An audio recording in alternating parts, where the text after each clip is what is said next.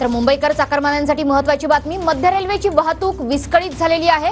टिटवाळा ते सीएसएमटी दरम्यानची लोकल ही 20 मिनिटं उशिराने धावते। तांत्रिक कारणामुळे मध्य रेल्वे वाहतूक विस्कळीत झाल्याची माहिती मिळते। ठाणे रेल्वे स्थानकात यामुळे मोठी गर्दी बघायला मिळते।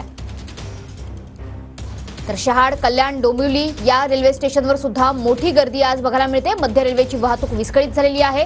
20 मिनिटं लोकल उशिराने धावतायत। आपले प्रतिनिधी सुनील जाधव सध्या आपल्या सोबत आहेत।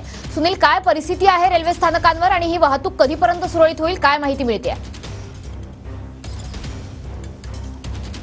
मनश्री, अगदी बरोबर आहे। आपण पाहायला गेलं तर पहाटेच्या वेळेला मोठ्या प्रमाणात चाकरमाने जे आहेत ते कामासाठी मुंबईच्या दिशेने निघत असतात।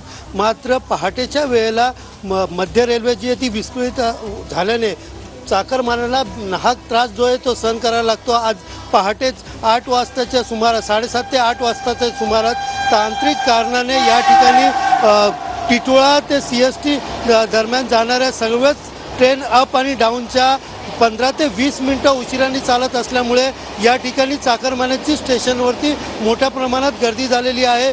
शहाड स्टेशन असेल, टिटवाळा स्टेशन असेल, कल्याण असेल, डोंबिवली असेल व ठाणा स्टेशन या सर्वच ठिकाणी मोठ्या प्रमाणात गर्दी आहे। आपण पाहू शकतो की मी सध्या ठाणे स्टेशनवरती आहे। या ठिकाणी मोठ्या प्रमाणात चाकरमानी जे आहेत ते या ठिकाणी उभे राहून लोकल ट्रेनची वाट पाहत आहेत आणि पाहू शकतात की 15 ते 20 मिनिटं उशिरा ही मध्य रेल्वेची लोकल व्यवस्था जी आहे ती विस्कळीत झाल्यामुळे 20 मिनिटं उशिरा जे रेल्वे या ठिकाणी सुरू आहे, रेल्वे ट्रेन या ठिकाणी सुरू आहे, त्यामुळे त्याच्यामुळे आपण बघतोय की ठाणे रेल्वे स्थानकातही मोठी गर्दी आहे आणि चाकरमान्यांना आज आपल्या कामावर जायला 20 मिनिटं उशिरा लोकल धावत असल्याने उशीर होणार आहे।